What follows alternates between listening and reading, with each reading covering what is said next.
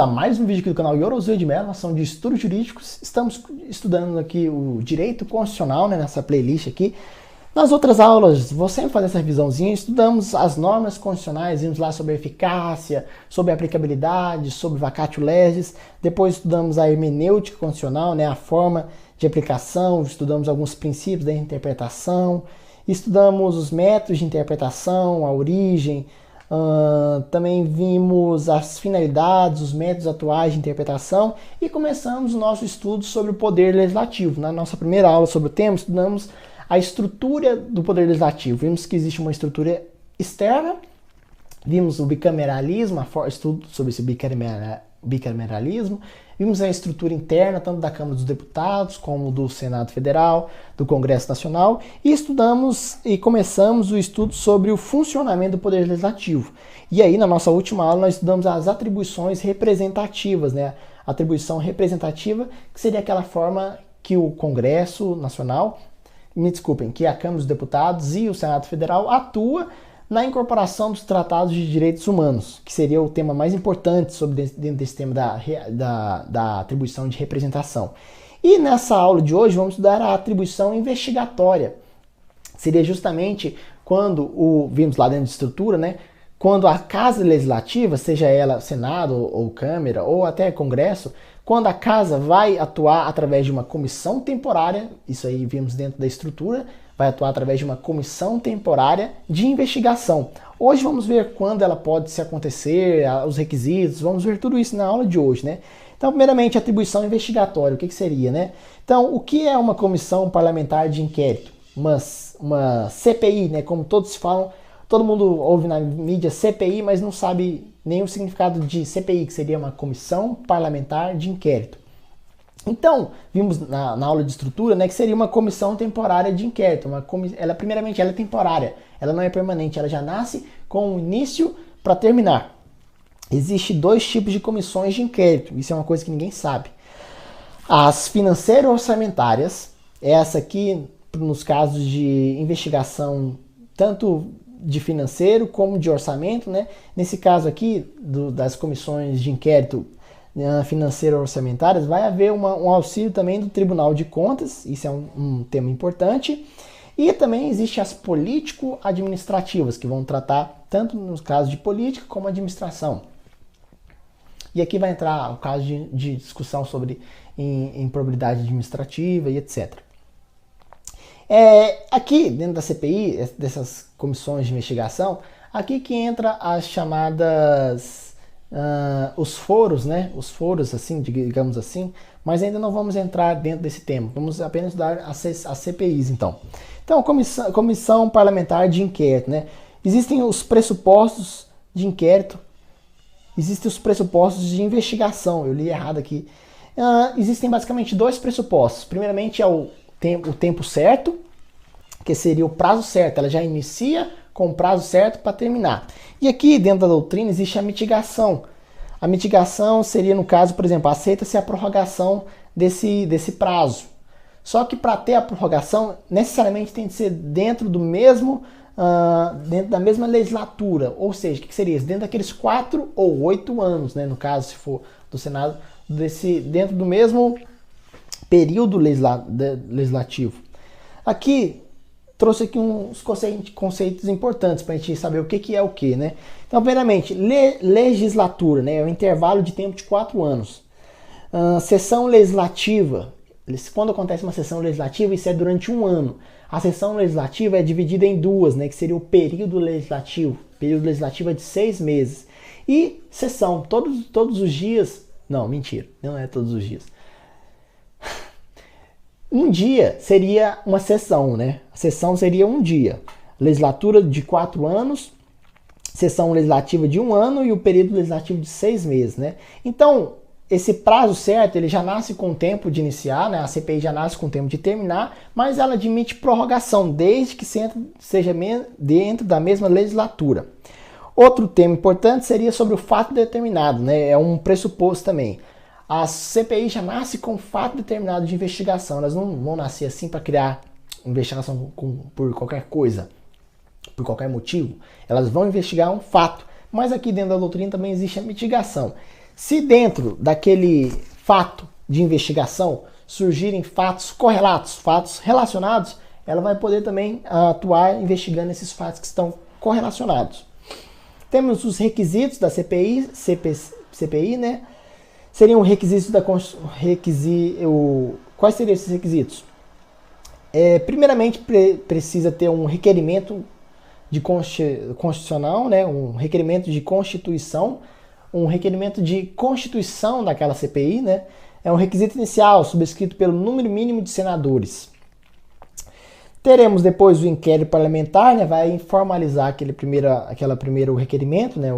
Vai formalizar o inquérito, a CPI, e no final da CPI vai ter um relatório de investigação, né? O relatório final da comissão parlamentar de inquérito. E temos alguns limites. Esses limites seriam lá dentro do artigo 58, parágrafo 3º, fala o seguinte, né? Lá, poderes de investigar, a Comissão Parlamentar de Inquérito tem poderes de investigação próprios das autoridades judiciárias. Mas quando a gente lê, aqui ó, essa é a primeira informação, quando a gente lê essa informação, a gente tem de interpretar ela de forma restritiva. Por quê? Porque a gente sabe que o juiz, apesar dele ter poder de requerer novas diligências e tal, o juiz ele não tem, digamos assim, um poder de investigação diretamente. Porque isso iria violar a sua imparcialidade, né? Por isso que não tem essa divisão. Só que aqui, por isso que a gente tem que interpretar isso restritivamente, né? Então, o juiz dentro do sistema acusatório não tem poder de investigação, pois influenciaria, então, na sua imparcialidade. Assim, a expressão deve ser entendida de forma restritiva. Entretanto, as comissões parlamentares de inquérito podem praticar atos imperativos, congentes e obrigatórios, assim possuindo os seguintes limites. Quais são os limites, então, das CPIs? São basicamente 3. Primeiramente, está relacionado à competência. Ela só vai poder atuar dentro dos limites de competência de sua própria casa, seja ela uma CPI lá da Câmara dos Deputados, seja uma CPI lá do Senado Federal, ela vai atuar dentro dos limites da competência de sua casa. Outro é o conteúdo. Ela só vai poder tratar de conteúdos que sejam de interesse público e não de interesse particular, né? Precisa ter um interesse público e não interesses particulares. Temas de interesse comum. E o último fim é chamado de matéria, né? A limite da matéria, chamado também de princípio da reserva constitucional da jurisdição. O que significa isso? Que a CPI ela não vai poder atuar dentro da competência do Poder Judiciário, por exemplo, aquelas matérias próprias do Poder Judiciário, como, por exemplo, em casos recursais, né? Aqui tem uns exemplos para vocês. Por exemplo, atuando em acordos, em sentenças, isso aí é absurdo, né? Seria isso aí, porque estaria invadindo a competência do Poder Judiciário. Mas ela pode, por exemplo, atuar na investigação da nomeação e posse de um juiz, em contratos administrativos, contratos bilaterais e multilaterais dentro do Poder Judiciário, né? Investigando o Poder Judiciário em alguns casos, mas nunca de forma a invadir a competência do Poder Judiciário. A gente tem que ter isso bem em mente. E agora aqui, para encerrar nossa aula, vamos estudar agora os meios investigatórios, né? Esses meios investigatórios que podem ser, basicamente, existem meios que são admitidos, que são os meios de admissibilidade, e existem os meios que não são admitidos, que são aqui os meios de inadmissibilidade, né? Nos meios de admissibilidade, né, o que a CPI pode fazer sem que ela necessite requerer isso ao Poder Judiciário? Por exemplo, uma coisa que a gente sabe que a CPI não pode fazer, ela pode mandar, ela pode fazer ela pode quebrar isso, ela pode quebrar o sigilo telefônico, sem que para isso ela tenha de requerer ao Poder Judiciário. Estou citando aqui como exemplo, mas a gente vai estudar aqui já já. Mas ela não pode requerer a interceptação telefônica. Isso aí é matéria própria do juiz, né? E aí, para isso, ela vai ter de requerer algum juiz. Mas vamos ver, primeiramente, o que a CPI pode fazer sem requerer ao Poder Judiciário, né? Primeiramente, ela tem a oitiva de indiciados e testemunhas, inclusive em condução coercitiva. Dentro desse tema, a gente tem que fazer algumas diferenciações. Aqui, testemunha e indiciado aqui não deve ser interpretado como lá no direito, né? Dentro do estudo do direito, lá que indiciado é aquele que está sendo indiciado pelo membro do Ministério Público, né? Vai ser acusado de algum crime. Indiciado aqui é o primeiro tema, diferença entre indiciado e testemunha, né? Indiciado deve ser entendido como aquele que sofreu qualquer tipo de constrição pessoal ou patrimonial pela CPI. Então, se essa pessoa teve qualquer tipo de constrição pessoal dela mesma ou patrimonial de seus bens em relação a uma investigação, imediatamente ela deixa de ser testemunha e ela passa a ser uma indiciada. É automático. Então, a qualquer momento, a testemunha pode ser uma indiciada, né? Isso não significa que ela está sendo indiciada. Significa apenas que ela deixou de atuar como testemunha e vai atuar como indiciada, porque ela teve uma constrição pessoal ou teve uma constrição patrimonial de seus bens naquela investigação. Ou seja, ela vai ser afetada sim pela investigação, podendo então responder ao processo. Outro tema, né, se existiria o direito ao silêncio dentro da CPCI, da CPI. A pessoa que está lá atuando como testemunha ou como indiciada, ela tem direito ao silêncio? Ela pode ficar calada? A doutrina diz sim. Sim, ela pode ficar. Tanto se ela for testemunha, como se ela for indiciada, né? Só que aqui nos traz a discussão sobre o habeas corpus. Mesmo que ela tenha direito ao silêncio, é de praxe, é comum que as pessoas, quando vão lá, elas são obrigadas, né, coercitivamente, a depor, né, fazer o seu depoimento como testemunha, como indiciária. É de praxe, elas fazem um habeas corpus preventivo para que, se acaso elas queiram ficar em silêncio, elas não tenham, então, não seja, deixa eu pegar aqui a meada aqui da palavra, salvo-conduto. É de praxe que elas fazem esse habeas corpus preventivo para que elas tenham um salvo-conduto. E quando, no seu momento de depoimento, se elas quiserem ficar em silêncio, elas não pratiquem crime de desobediência, né? Porque muitas vezes as autoridades que estão investigando vão, digamos assim, mandar prender porque ela só está fazendo um crime de desobediência e não depor. Mesmo que ela tenha o seu direito garantido, isso pode acontecer. Então é de praxe que façam um habeas corpus preventivo, né, para ter o seu salvo-conduto. Temos outra coisa que ela pode fazer, a CPI, outro poder dela, é determinar a quebra de sigilo bancário, fiscal e telefônico, eu já falei para vocês, né? Ela pode sim, só que ela tem de fundamentar, ela tem de motivar a sua decisão de quebrar o sigilo bancário, fiscal ou telefônico. E aqui eu vou pegar essa parte da aula para a gente diferenciar quebra de sigilo telefônico, de interceptação telefônica e também de gravação clandestina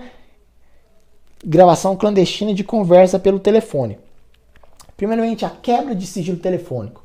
Vai quebrar o sigilo telefônico, significa que vai conseguir ver para as pessoas que ligou, para as pessoas que recebeu o telefone, as pessoas vai ver o histórico do telefone, de quem ligou, de quem recebeu os telefones. Isso não significa que vai ter o conteúdo dessas conversas. Isso aí, o conteúdo das conversas, se dá através da interceptação telefônica. Interceptação telefônica, quando as duas pessoas estão conversando, elas não sabem que a sua ligação está sendo gravada, que é uma prova lícita, é uma prova constitucional e ela pode ser utilizada, então, como meio de produção de prova. É diferente da gravação clandestina de conversa pelo telefônico. Por exemplo, eu estou conversando com você que está assistindo, estou te ligando, você não sabe que eu estou gravando a nossa ligação e eu estou gravando a sua ligação para usar essa conversa contra você. Então isso aí seria uma gravação clandestina. Não precisa de autorização do juiz. No caso da interceptação telefônica, nós vimos que sim, vai precisar sim, e a CPI não pode fazer interceptação telefônica sem autorização de um juiz. Aqui existe uma discussão se essa gravação clandestina, que é um meio de prova ilícito, se existe a discussão que seria o único meio, a única prova ilícita que poderia ser utilizada, né? Aqui existe essa discussão, né? Apesar de ser uma prova ilícita, é o único caso que pode ser utilizado, né? É chamado de prova ilícita pro societate. sendo um meio de prova ilícito que pode ser utilizado então. Mas a CPI não pode fazer isso. É só outra discussão que eu queria trazer para vocês, né? Outra coisa que a CPI pode fazer, e eu estou suando aqui, vou terminar a aula aqui, senão vai ficar feio até isso aqui, mas deixando as brincadeiras de lado, seria a requisição de informações e documentos. Essa palavra requisição não deve ser entendida como um mero requerimento. Ela deve ser entendida como um requerimento obrigatório, né, impositivo. Ela não apenas requer no sentido de pedir, ela requer no sentido de mandar. Ela tem esse poder de requerer, sim, documentos. A doutrina discute, então, dois documentos que ela não poderia requerer. São apenas esses dois documentos. Seria a escrituração mercantil, que, segundo lá o professor e doutrinador Nelson Hungria, né, os motivos é que não teria interesse público para ela requerer esses livros mercantis. Isso iria atrapalhar na liberdade, né, de concorrência entre as empresas, uma empresa ter conhecimento dos livros mercantis da outra. E outra é que esses documentos seriam exigidos apenas judicialmente. A CPI não pode ser entendida como a exibição judicial.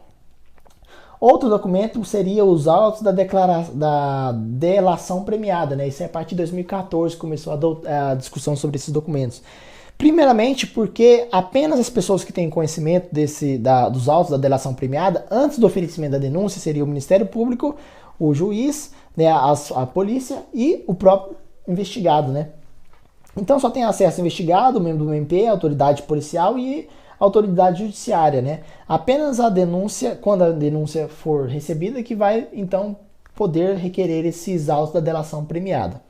Continuando, né, agora as coisas de inadmissibilidade, que seria aquilo que a autoridade judiciária, a CPI não pode requerer, né? O que seria isso, né? O que a CPI não pode fazer uso, apenas pedindo autorização do Poder Judiciário, né? Concessão de medida cautelar, ela não tem poder para isso aí é competência do juiz, ela não pode determinar medidas cautelares, né? Como nós sabemos, esses poderes os poderes cautelares do juiz. Ela não pode decretar prisão provisória nem prisão temporária. Ela apenas pode fazer a prisão em flagrante. Você me perguntar por que ela pode fazer prisão em flagrante? Porque qualquer pessoa pode, até eu, se eu ver alguém cometendo algum delito, eu posso ir lá e fazer uma prisão em flagrante. Isso aí é uma prisão que qualquer cidadão pode fazer. Mas a prisão temporária, a prisão preventiva, apenas será por mandado judicial aí do juiz, né? Outra coisa seria a proibição de restrição de assistência judiciária, ou seja, ela proibir que alguém que está lá depondo como testemunho, indiciado, seja assistida pelo seu advogado. Ela não pode fazer isso aí porque violaria a Constituição e as prerrogativas do advogado, que é sempre poder estar com seu cliente. Pessoal, terminamos então a atribuição legislativa de investigação, o estudo sobre a CPI, né, que é a Comissão Parlamentar de Inquérito. Na nossa próxima aula vamos ver as atribuições legislativas, que seriam justamente a atribuição típica do Poder Legislativo, né, quando ele atua criando projetos de leis e leis. Vamos deixar esse tema para a nossa próxima aula, que a minha garganta já está morrendo, e até o nosso próximo vídeo. Vou trocar essa camisa aqui também que eu estou suado, né? E é isso aí, espero que tenham gostado dessa aula, espero que tenha sido útil e proveitoso para vocês.